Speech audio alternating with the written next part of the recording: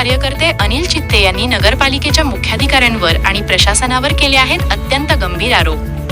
नमस्कार, आपण पाहत आहात बुलढाणा लाईव्ह 24। देऊळगाव राजा नगरपालिकेच्या कारभारावर पुन्हा एकदा प्रश्नचिन्ह निर्माण झाले आहे। मे 23 रोजी झालेल्या पत्रकार परिषदेत सामाजिक कार्यकर्ते अनिल चित्ते यांनी नगरपालिकेच्या कामकाजावर गंभीर आरोप करत प्रशासनाला थेट लक्ष केले। पहिली समिती गठीत झाली होती, त्या समितीने एक अहवाल दिला होता आणि त्या अहवालामध्ये सुद्धा या ठिकाणी जे 400 कोटी रुपयाचे अलग अलग हेडवर कामं आले होते त्यामध्ये अनिल चित्ते यांनी असा आरोप केला की जनतेकडून लाखो रुपयांचा टॅक्स घेतला जातो, पण तो पैसा नेमका कुठे खर्च झाला याचा स्पष्ट हिशोब दिला जात नाही। जे लोक अडचणीत होते, ज्यांच्याकडे नगरपालिकेचा टॅक्स भरायला पैसे नव्हते, त्यांना सुद्धा धमकावून अपमानित करून येथील मुख्य अधिकारी अरुण मोकळ यांनी त्यांच्याकडून वसुल्या करून घेतलेल्या आहे नगरपालिकेच्या। जर वसुली भरली नाही तर त्यांचे बॅनर हे त्यांचे फोटो सहित बसस्टँड चौकात लावले। बऱ्याच ठिकाणी त्या ठिकाणी बॅनर लावून अपमान केला। विशेष म्हणजे पाणी पुरवठ्यासाठी कोट्यवधी रुपयांचा निधी मंजूर होऊनही नागरिकांना आजही पाण्यासाठी रस्त्यावर उतरावे लागत असल्याचा आरोप त्यांनी केला। यासोबतच काही ठेकेदार आणि संबंधित अधिकाऱ्यांमध्ये आर्थिक संगनमत असल्याचाही गंभीर आरोप करण्यात आला। अतिक्रमण प्रकरणांमध्येही मोठ्या प्रमाणावर आर्थिक व्यवहार झाल्याचा दावा अनिल चित्ते यांनी पत्रकार परिषदेत केला। अतिक्रमणच्या नावावर ज्या लोकांच्या अतिक्रमणच्या नावावर सुद्धा यांनी नोटिसा देऊन लोकांना धमकून पैसे काढलेले ते सर्व जनतेला माहिती आहे गावात शहरातल्या, परंतु काही लोक त्याचं समर्थन करत होते, बोलत नव्हते। आता लोक बोलायला लागले। काही अधिकारी देऊळगाव राजा नगरपालिकेत कायमस्वरूपी बस्तान मांडून बसल्यासारखे काम करत आहेत। 400 वर्ष हा इथं कार्यरत आहे। देऊळगावच्या 3 वर्षाच्या वरील राहतात नाही या मुख्य अधिकाऱ्याला। त्यांच्या कार्यकाळातील निर्णयांची आणि आर्थिक व्यवहारांची सखोल चौकशी झाली पाहिजे, असेही त्यांनी स्पष्टपणे म्हटले। अनिल चित्ते यांनी पुढे सांगितले की नगरपालिकेतील कथित भ्रष्टाचार उघड करण्यासाठी त्यांनी गेल्या 1 ते 1.5 वर्षांपासून जिल्हाधिकारी आणि विभागीय आयुक्त कार्यालयाकडे सातत्याने पाठपुरावा केला। यानंतर चौकशी समिती नेमण्यात आली आणि अहवालही सादर करण्यात आला। मात्र हा अहवाल पारदर्शक नसून संबंधित अधिकाऱ्यांना पाठीशी घालण्याचा प्रयत्न करण्यात आल्याचा गंभीर आरोप त्यांनी केला। शासनाची दिशाभूल करणारे अहवाल तयार करण्यात आले, निष्पक्ष चौकशी होत नाही, जनतेच्या पैशाची लूट करण्यात आली, असा थेट आरोप त्यांनी प्रशासनावर केला। दरम्यान या सर्व आरोपांमुळे देऊळगाव राजा नगरपालिकेच्या कारभारावर पुन्हा एकदा गंभीर प्रश्न उपस्थित झाले आहेत। काही राजकारणी लोकांना सुद्धा या गोष्टी मी चुकीच्या करतोय असं वाटत होतं, त्यामुळे माझ्यावर काही राजकीय त्या ठिकाणी षडयंत्र वापरून मला त्या ठिकाणी डॅमेज पण करण्याचा प्रयत्न केला गेला होता। परंतु मी खऱ्या अर्थानं या शिवसेनेच्या आमच्या नेत्या भाग्यश्रीताई खेडेकर यांचं त्या ठिकाणी अभिनंदन करतो की त्यांनी उशिरा का होईना ह्या पाणी टंचाईच्या मोर्चात सहभाग घेतला आणि ह्या मुख्य अधिकारी अरुण मोकळ यांनी केलेल्या चुकीच्या नियोजनामुळे देवळावरची आज पाणी टंचाईचा प्रश्न उद्भव झाला, त्याच्या विरोधात आवाज उचलला। कारण की आता नगरपालिकेला ज्या निवडणुका होऊन फक्त 4 महिने झालेत आणि ह्या 4 महिन्यात ह्या नगरपालिकेचा टॅक्स पूर्णपणे ह्या शिवनं खर्च केलेला आहे, इथं मुख्य अधिकारी यांनी खर्च केलेला आहे, त्या नगरपालिकेचे पैसे ठेवलेले नाही आणि त्यामुळे हे नगरपालिकेचे जे सत्ता देण्याचे विरोधक असेल हे काय करणार, तरी सुद्धा त्यांनी त्यांच्यावर सर्वसामान्य जनतेनं कोणताच रोष न ठेवता येथील सर्व हा प्रकार जो घडलेला आहे अरुण मोकळमुळे घडलेला आहे आणि याला सर्वस्वी जबाबदार अरुण मोकळ आहे। ज्यांच्याकडे नगरपालिकेचा टॅक्स भरायला पैसे नव्हते त्यांना सुद्धा धमकावून अपमानित करून येथील मुख्य अधिकारी अरुण मोकळ यांनी त्यांच्याकडून वसुल्या करून घेतलेल्या आहे नगरपालिकेच्या। जर वसुली भरली नाही तर त्यांचे बॅनर हे त्यांचे फोटो सहित बसस्टँड चौकात लावले। बऱ्याच ठिकाणी त्या ठिकाणी बॅनर लावून अपमान केला। म्हणजे एवढं काम करून लोकांनी अडचणीत समोर जाऊन हा टॅक्स भरला, सहजासहजी नाही भरला, अडचणीत जाऊन टॅक्स भरला, 100% टॅक्स भरला नगर परिषदेचा। मग 100% टॅक्स भरल्यावर 36 कोटी रुपये गावाला पाणी पुरवठ्यासाठी आल्यावर पुन्हा इथं 15 वित्त आयोगाचे मी आता ते चौकशी अहवालात आलेले समोर की 14 वित्त आयोगामधून त्यांनी 3-4 कोटी रुपये पाण्यावर खर्च केला, 15 वित्त आयोगातून खर्च केला। मग हे सर्व खर्च केल्यावर इथली जनता आणि इथं धरण आपल्या उशाशी आहे आणि तरी सुद्धा इथल्या जनतेला रस्त्यावर यावं लागू राहिलं, मोर्चे काढावं लागू राहिले। याला कारणीभूत येथील अरुण मोकळ आहे। त्यांनी हा पूर्ण पैसा हडप केलेला आहे, टॅक्सचा पैसा हडप केला, शासनाचे बरेच जे पैसे वरून आलेले कामासाठी त्याच्यात सुद्धा ठेकेदाराशी आर्थिक संगमत केले, त्याच्यात सुद्धा कमिशन घेऊन हा मोकळा झालेला आहे। आज जनता त्रस्त आहे। मग तसेच इथं अतिक्रमणच्या नावावर ज्या लोकांच्या अतिक्रमणाच्या नावावर सुद्धा यांनी नोटिसा देऊन लोकांना धमकून पैसे काढलेले, ते सर्व जनतेला माहिती आहे गावात शहरातल्या, परंतु काही लोक त्याचं समर्थन करत होते, बोलत नव्हते. आता लोक बोलायला लागले. आणि आता हा जो मोर्चा निघाला, हा मोर्चा सुद्धा हा पाण्याचा प्रश्न आजचा नाहीये, गेल्या 4 वर्षापासून हा पाण्याचा प्रश्न आहे. हा मुख्य अधिकारी अरुण मोकळ आल्यापासून पाण्याचा प्रश्न आहे. आणि ह्याच्या काळात 400 कोटी रुपये या शहरासाठी आलेले आहेत. मग यानं ते पाण्याचं नियोजन केलं नाही, त्यावेळेस मोर्चा का निघाला नाही?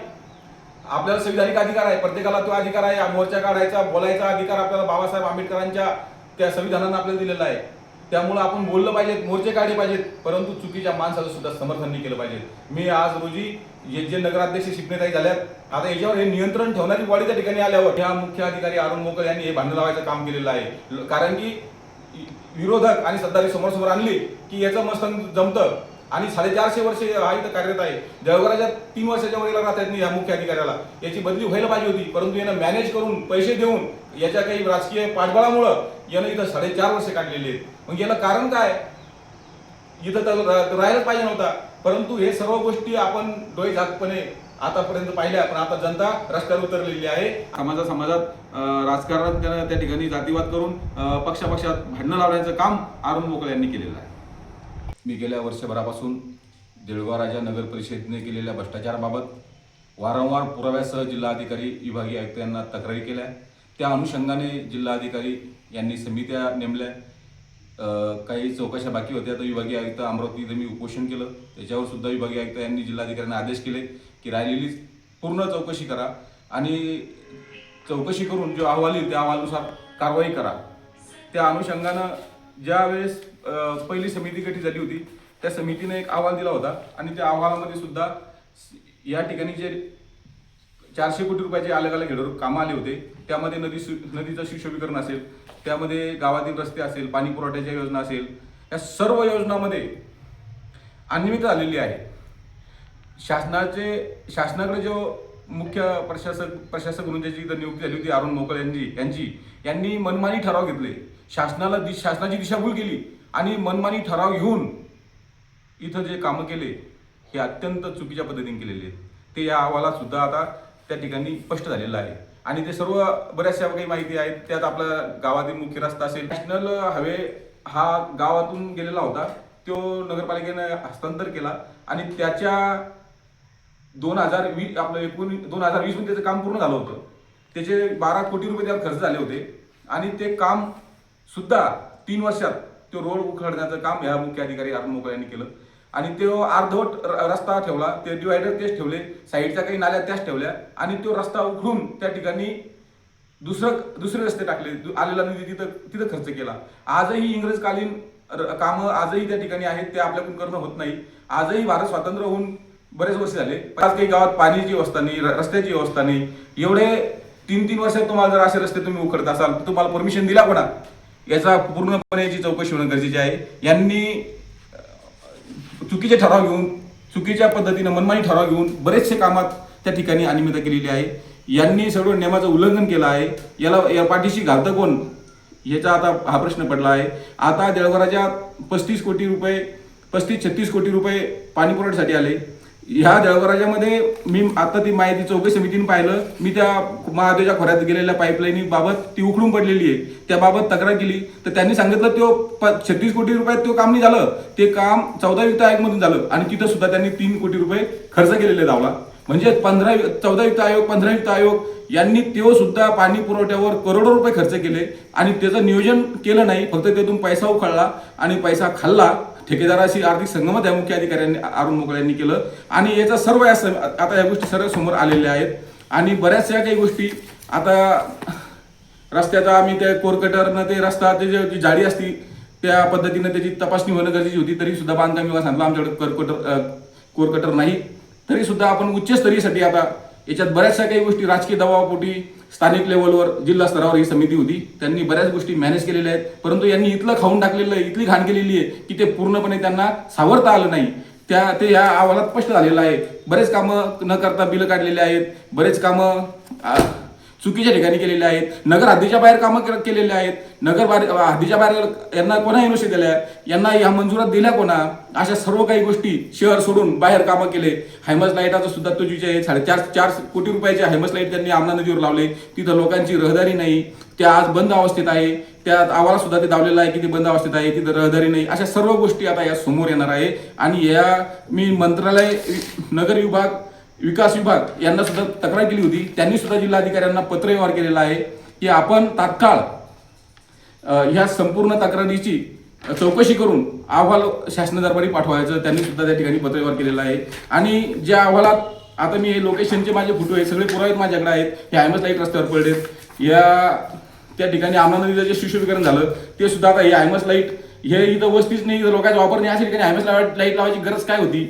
असे बरेच काही गोष्टी आहेत की यांनी फक्त पैसा हडप केला आहे. आणि याला सर्वशी जबाबदारी इथला तात्कालीन प्रशासक तथा आजचा मुख्य अधिकारी अरुण मोगळ आहे. आणि आता हे जे मोर्चे निघून राहिलेत, ह्या मोर्चात सुद्धा सर्व देवरायातला जनता रस्त्यावर आलेली आहे. आणि मी त्या देवराच्या वासियांना सुद्धा सांगू शकतो की आता नेमक्या जिथं जिल्हा निवडणुका झाल्या नगरपालिकेच्या, या नगरपालिकेच्या निवडणुका झाल्यानंतर शिपणे ताई तिथं नगर अध्यक्ष झाल्या. आणि बरेच लोक, प्रत्येक पक्षाचे लोक त्या ठिकाणी 2-2, 4-4 लोक निवडून आलेत. त्यांच्यावर दोष रोष ठेवू नका, ते नेमकेच कामाला लागले आहेत. ह्या शिवनं त्या नगरपालिकेत काही ठेवलेलं नाहीये. जो निधी आला तो पूर्ण हडप केलेला आहे. यांना पूर्ण नियोजन चुकीचं केलेलं आहे, चुकीच्या ठिकाणी कामं केलेली आहेत. याला सर्वशी जबाबदार इथला मुख्य अधिकारी अरुण मोगळ आहे. त्यामुळं राजकारण करू नका, खऱ्या अर्थानं हे आंदोलन कायम ठेवा. मी सुद्धा माझा पाठपुरावा चालू ठेवणार आहे. मी हायकोर्टात सुद्धा आता पिटिशन दाखल केलेली आहे, सर्व अहवाल माझ्या हातात आलेले आहेत. आणि उच्च स्तरावर चौकशी होण्यासाठी हे मोठं रॅकेट आहे. याची संपूर्ण चौकशीसाठी माझा पाठपुरावा त्या ठिकाणी चालवणार आहे. मी याला सोडणार नाही. सगळे लोकेशन फुटेज माझ्याकडे आहेत. अहवालात सुद्धा बऱ्याच गोष्टी नमूद झालेल्या आहेत. याच्यावर गुन्हे दाखल करून हे जे पैसे हडप केले याची रिकव्हरी झाली पाहिजेत. आणि याच्यावर फौजदारी गुन्हे दाखल करून याला बडतर्फ नोकरीतून कायमचं केलं पाहिजे, असा मुख्य अधिकारी यापूर्वी या देवराला कधी लाभला नाही आणि लाभणारही नाही. इथलं या देवराच्या आपल्या नगरपालिकेचे गाळे असतील, लोकांतून 2-2, 3-3 लाख रुपये घेऊन एक गाळा त्या ठिकाणी दिला गेलेला आहे. सर्व लोकांना माहिती आहे. लोक फक्त बोलत नाही, परंतु लोक मला सांगतात की आमची खूप फसवणूक झालेली आहे. अतिक्रमणच्या नावावर आमच्याकडून आम्हाला दट्टे देऊन पैसे काढून घेतलेले आहेत. या सर्व गोष्टीच्या चौकशा अजून बाकी आहेत. बऱ्याच चौकशा यांनी वर्षावर केलेल्या आहेत. आणि यांचे जे रिपोर्ट आलेले आहेत, टेस्ट रिपोर्ट प्रयोगशाळेकडून, हे सगळे मॅनेज आहेत. आणि याची सुद्धा एकदा खऱ्या अर्थानं चौकशी होण्यासाठी आपल्याला आता पाठपुरावा त्या ठिकाणी करावा लागणार आहे. आणि आपण आता यात बऱ्याचशा काही गोष्टी समोर आल्या आहेत. आणि आपल्याला सहकार्य सुद्धा बरेच लोक करू राहिलेत, मार्गदर्शन करू राहिलेत. आणि त्या मार्गदर्शनानुसार आपण आता पुढचं पाऊल त्या ठिकाणी उचलणार आहे.